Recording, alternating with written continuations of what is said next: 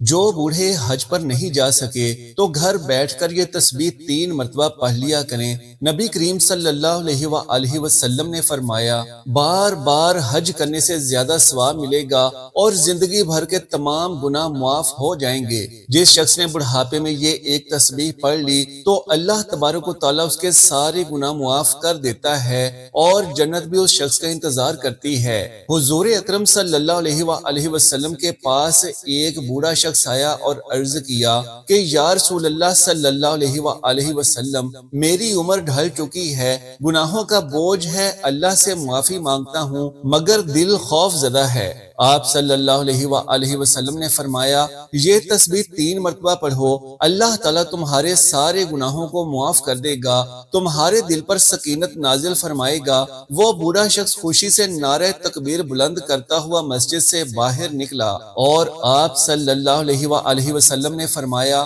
اگر یہ تسبیح پڑھتا رہے تو یہ جنت میں داخل ہوگا۔ وہ بابرکت تسبیح یہ ہے، بسم اللہ الرحمن الرحیم۔ ناظرین کرام، نبی کریم صلی اللہ علیہ وآلہ وسلم حضرت جبرائیل علیہ السلام کے ساتھ ایک ایسے روحانی سفر پر روانہ ہوئے جو کہ نہ زمین کا تھا اور نہ آسمان کا۔ وہ ایک عالم نور تھا جہاں نہ وقت کا گزر تھا نہ فاصلوں کی حدیں۔ نبی کریم صلی اللہ علیہ وآلہ وسلم کے چہرہ انور سے اس نورانی جہاں میں ایسی روشنی پھیل رہی تھی کہ جس طرف نگاہ جاتی وہ منظر سجدے میں گر جاتا۔ جبرائیل علیہ السلام ہاتھ باندھے ادب سے آگے چل رہے تھے اور نبی کریم صلی اللہ علیہ وآلہ وسلم کے قدموں کے نشان ہر ذرے کو ایسا شرف عطا کر رہے تھے کہ گویا اس پر جنت واجب ہو چکی ہو۔ چلتے چلتے نبی کریم صلی اللہ علیہ وآلہ وسلم نے ایک عجیب منظر دیکھا کہ سامنے اونٹوں کی ایک طویل قطار کھڑی تھی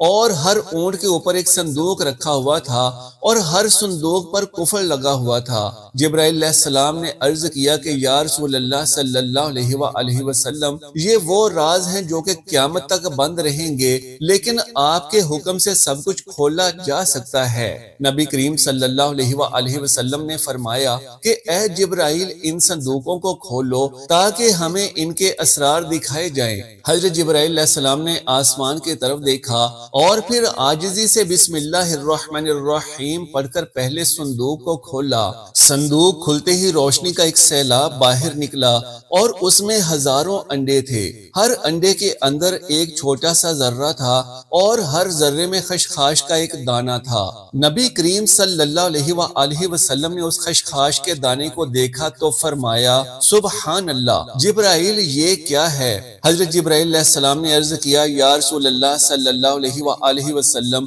یہ کائنات کا وہ راز ہے جو انسان کی عقل سے بہت بلند ہے۔ جب انہوں نے اس خشخاش کے دانے کو کھولا تو اندر ایک جہاں آباد تھا۔ اس جہاں میں دریا بہ رہے تھے، پرندے اڑ رہے تھے اور ایک عظیم مجمع لگا ہوا تھا جس میں علماء خطبہ دے رہے تھے اور وہ علماء اعلان کر رہے تھے کہ اے انسانوں، ان قریب ایک آخری نبی صلی اللہ علیہ وآلہ وسلم آنے والا ہے۔ وہ ایسا نبی ہوگا کہ جس کے آنے سے زمین کو زندگی ملے گی اور آسمان کو سلامتی۔ حضرت جبرائیل علیہ السلام نے ان علماء سے فرمایا، اے صاحبان علم، وہ نبی آ چکے ہیں اور یہ جو تمہارے سامنے کھڑے ہیں یہی وہ آخری نبی صلی اللہ علیہ وآلہ وسلم ہیں۔ سب علماء فوراً اپنی جگہ ایسے ادب کے ساتھ کھڑے ہو گئے اور ان کے چہروں پر نور کی چادر آ گئی۔ ان کی زبانوں سے بیک وقت ایک ہی جملہ نکلا، مرحبا یا حبیب صلی اللہ علیہ وآلہ وسلم۔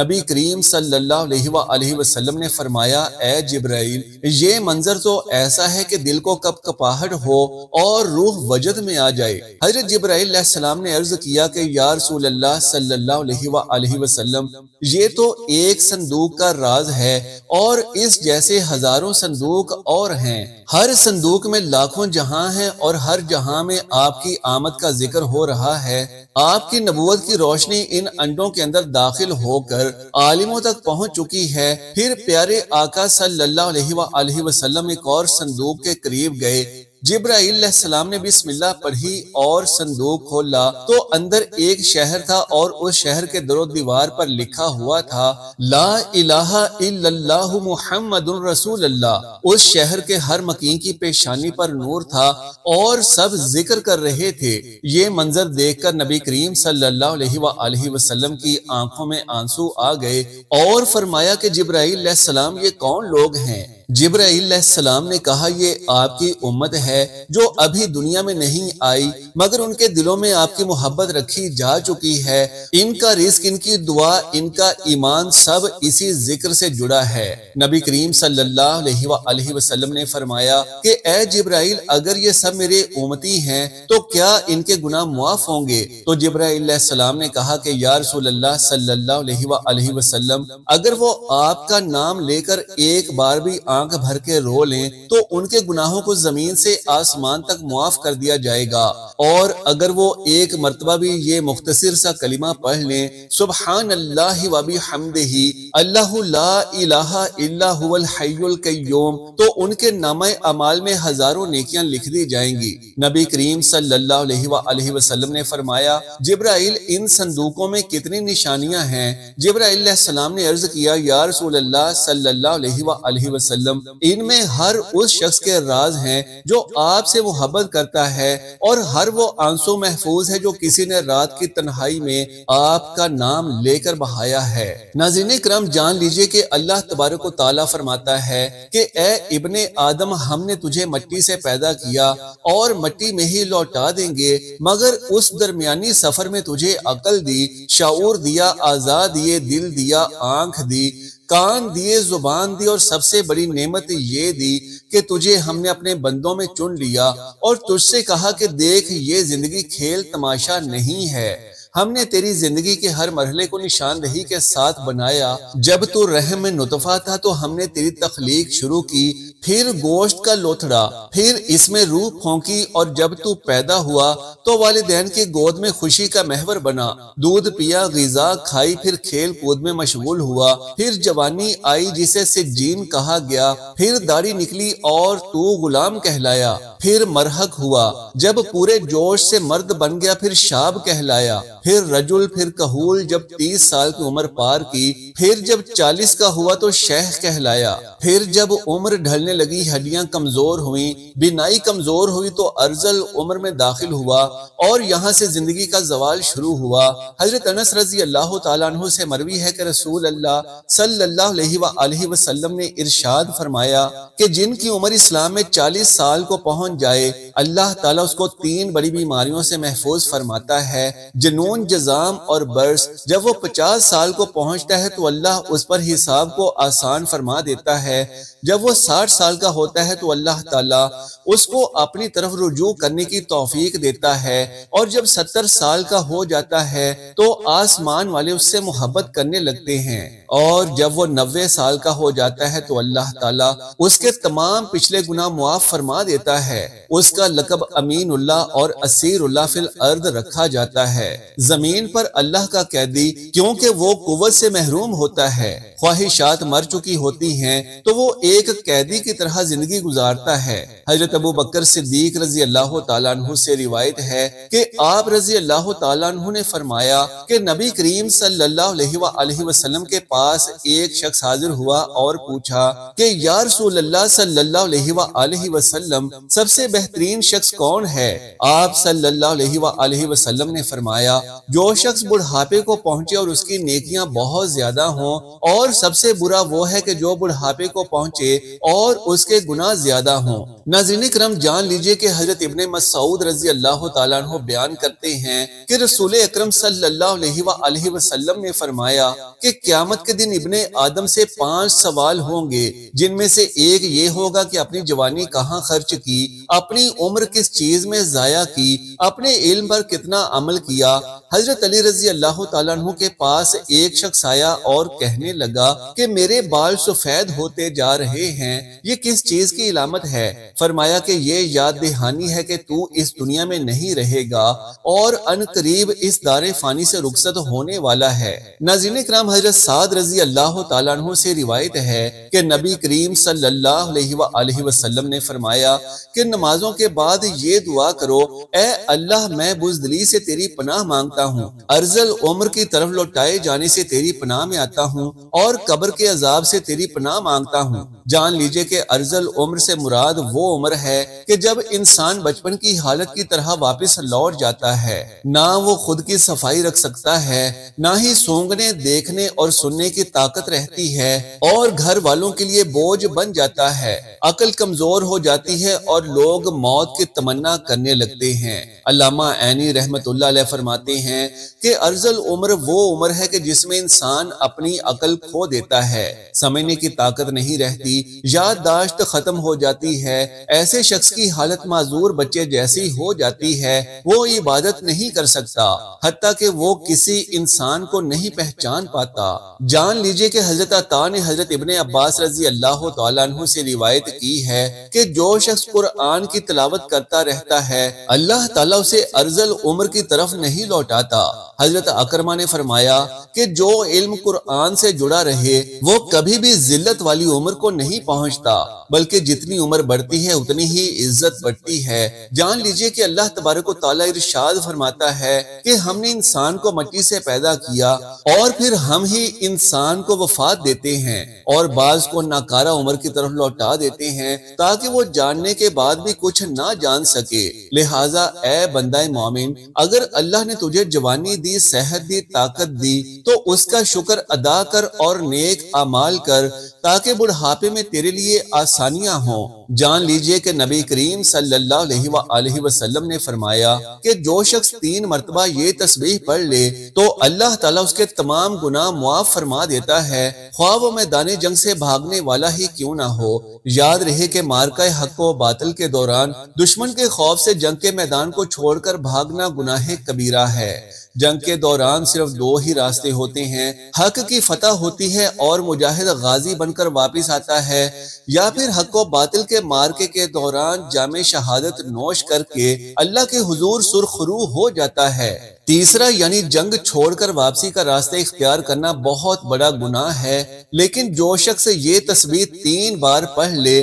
تو اس کا یہ گناہ بھی اللہ کے حکم سے معاف کر دیا جاتا ہے۔ حضور صلی اللہ علیہ وآلہ وسلم کے پاس ایک بوڑھا شخص آیا اور عرض کرنے لگا کہ یا رسول اللہ صلی اللہ علیہ وآلہ وسلم، میری عمر ڈھل چکی ہے، گناہوں کا بوجھ ہے، اللہ سے معافی مانگتا ہوں مگر دل خوف زدہ ہے۔ آپ صلی اللہ علیہ وآلہ وسلم نے فرمایا یہ تسبیح 3 مرتبہ پڑھ لو، اللہ تعالیٰ تمہارے سارے گناہوں کو بخش دے گا اور تمہارے دل پر سکینت نازل فرمائے گا۔ وہ بوڑھا شخص خوشی سے نعرہ تکبیر بلند کرتا ہوا مسجد سے باہر نکلا اور آپ صلی اللہ علیہ وآلہ وسلم نے فرمایا کہ اگر یہ تسبیح پڑھتا رہے تو جنت میں داخل ضرور ہوگا، کیونکہ یہ تسبیح تمام گناہوں کو ایسے گرا دیتی ہے کہ جیسے درخت سے پتے گرتے ہیں۔ حضور صلی اللہ علیہ وآلہ وسلم نے فرمایا کہ یہ تسبیح زبان پر ہلکی اور میزان پر بھاری ہے اور اللہ تبارک و تعالیٰ کو بہت زیادہ محبوب ہے۔ اگر انسان کے گناہ زمین سے آسمان کے درمیان پھیلے ہوئے ہیں اور زمین سے لے کر آسمان تک کا پورا علاقہ انسان کے گناہوں سے بھرا ہوا ہے، یا پھر انسان کے گناہ اس دنیا میں موجود تمام ریگستانوں کی ریت کے ذرات کے برابر ہو چکے ہوں، یا پھر انسان کے گناہ تیز طوفانی بارش کے اندر برسنے والے قطروں سے بھی زیادہ ہوں، تب بھی اللہ سبحانہ و تعالیٰ کی ذات رحیم و کریم اس کے تمام گناہوں کو اس طرح ختم کر دیتی ہے جس طرح وہ آج ہی ماں کے پیٹ سے پیدا ہوا ہو۔ الغرض انسان گناہوں سے مکمل طور پر پاک و صاف ہو جاتا ہے۔ وہ تسبیح یہ ہے، سبحان اللہ و بحمدہ سبحان اللہ العظیم۔ ناظرین کرام، جان لیجئے کہ جو شخص ان بابرکت کلمات کے ساتھ استغفر اللہ کو بھی شامل کر لے گا تو اللہ تبارک و تعالیٰ اس کے دل کو نور سے بھر دے گا، قبر کو وسعت دیتا ہے اور اس پر جنت کے دروازے کھول دیتا ہے۔ ناظرین کرام، حضرت عبداللہ ابن عباس رضی اللہ تعالیٰ عنہ بیان کرتے ہیں کہ نبی کریم صلی اللہ علیہ وآلہ وسلم نے ارشاد فرمایا کہ جو بندہ ان کلمات کو صبح و شام 3 مرتبہ پڑھتا رہے تو اللہ تعالیٰ اس سے راضی ہو جاتا ہے، اگرچہ اس کے گناہ زمین سے آسمان تک لبریز ہی کیوں نہ ہو۔ ایک اور مقام پر نبی کریم صلی اللہ علیہ وآلہ وسلم نے فرمایا کہ جو شخص ہر روز رات کو بستر پر لیٹ کر یہ دعا 3 بار پڑھ لے گا تو اس کے سابقہ تمام گناہوں کو مٹا دیا جائے گا، اگرچہ وہ جنگ کے میدان سے ہی بھاگا ہوا ہو۔ وہ تسبیح یہ ہے: استغفر اللہ الذی لا الہ الا هو الحی القیوم واتوب الیہ۔ ناظرین اکرام، آپ ان کلمات کی فضیلت کا اندازہ لگا سکتے ہیں کہ رسول اکرم صلی اللہ علیہ وآلہ وسلم نے ان بابرکت کلمات کے حوالے سے یوں فرمایا کہ 2 کلمے ایسے ہیں کہ جو اللہ تعالیٰ کو بہت محبوب ہیں، یعنی ان کا کہنے یا پڑھنے والا اللہ کو بہت محبوب ہے، زبان پر بہت ہلکے ہیں، اعمال کے ترازو میں بہت وزنی ہیں،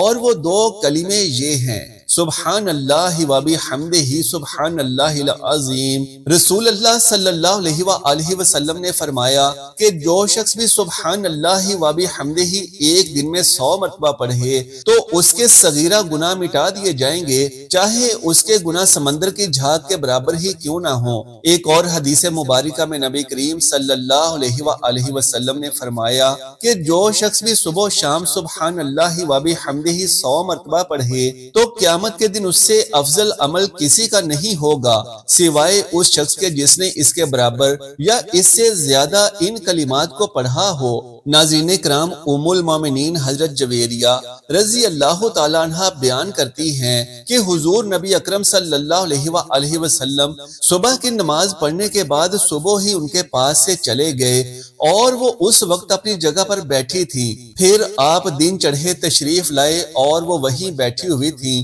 آپ صلی اللہ علیہ وآلہ وسلم نے فرمایا، کیا جس وقت سے میں تم کو چھوڑ کر گیا ہوں تم اسی طرح بیٹھی ہوئی ہو؟ حضرت جویریہ رضی اللہ تعالیٰ عنہ نے عرض کیا، جی۔ تو نبی کریم صلی اللہ علیہ وآلہ وسلم نے فرمایا، میں نے تمہارے بعد یعنی تم سے جدا ہونے کے بعد 4 ایسے کلمات 3 بار کہے ہیں کہ جو کچھ تم نے صبح سے اب تک پڑھا ہے کہ اگر اس کا ان کلمات کے ساتھ وزن کرو تو ان کلمات کا وزن زیادہ ہوگا۔ وہ کلمات یہ ہیں: سبحان اللہ وبحمدہ عدد خلقہ ورضا نفسہ وزینت عرشہ ومداد کلماتہ۔ اللہ کی حمد اور تسبیح ہے اس کی مخلوق کے عدد، اس کی رضا اس کے عرش کے وزن اور اس کے کلمات کی سیاہی کے برابر۔ جان لیجئے کہ ایک اور حدیث میں ہے کہ رسول اللہ صلی اللہ علیہ وآلہ وسلم نے ایک دن صحابہ کرام رضوان اللہ علیہم اجمعین سے فرمایا کہ سبحان اللہ وبحمدہ 100 مرتبہ پڑھو، جس نے اسے 1 مرتبہ پڑھا اس کے لیے 10 نیکیاں لکھی جائیں گی، اور جس نے اسے 10 مرتبہ پڑھا اس کے لیے 100 نیکیاں لکھی جائیں گی، اور جس نے اسے 100 مرتبہ پڑھا اس کے لیے 1000 نیکیاں لکھی جائیں گی، اور جو زیادہ پڑھے گا تو اللہ رب العزت بھی اسے زیادہ عطا کریں گے، اور جو اللہ رب العزت سے بخشش طلب کرے گا تو اللہ رب العزت اسے بخش دیں گے۔ ماشاءاللہ، سبحان اللہ، الحمدللہ۔ ناظرین کرام، آپ یہاں سے اس بات کا اندازہ لگا سکتے ہیں کہ اس کلمے کی کتنی طاقت ہے، اس چھوٹے سے کلمے کی کتنی برکت ہے جو کہ متعدد حدیثوں میں بیان کی گئی ہے۔ جان لیجئے کہ جو بھی شخص ان بابرکت کلمات کو پڑھے گا تو اللہ تبارک و تعالیٰ اس کے تمام گناہوں کو معاف کر دے گا اور اس پر اپنی رحمت نازل فرمائے گا۔ اسی لیے ہمیں چاہیے کہ روزانہ زیادہ سے زیادہ ان کلمات کو پڑھا کریں تاکہ اللہ تبارک و تعالیٰ ہمارے پچھلے تمام گناہوں کو معاف کر دے اور ہمارے رزق میں برکتیں اور رحمتیں عطا فرمائے۔ اللہ تبارک و تعالیٰ سے دعا ہے کہ نیکی کی بات کو سننے سمجھنے اور اس پر عمل کرنے کی طاقت و توفیق مرحمت فرمائے۔ میرا سنانا اور آپ کا سننا قبول و منظور فرمائے، آمین یا رب العالمین۔ ناظرین کرام، آخر میں آپ سے درخواست ہے کہ میری آج کی اس معلوماتی ویڈیو کو لائک اور شیئر کر دیجئے اور ہمارے اسلامی و اصلاحی چینل کو سبسکرائب کر لیجئے۔ جزاک اللہ خیرن کثیرا۔ اللہ ہم سب کا حامی و ناصر ہو۔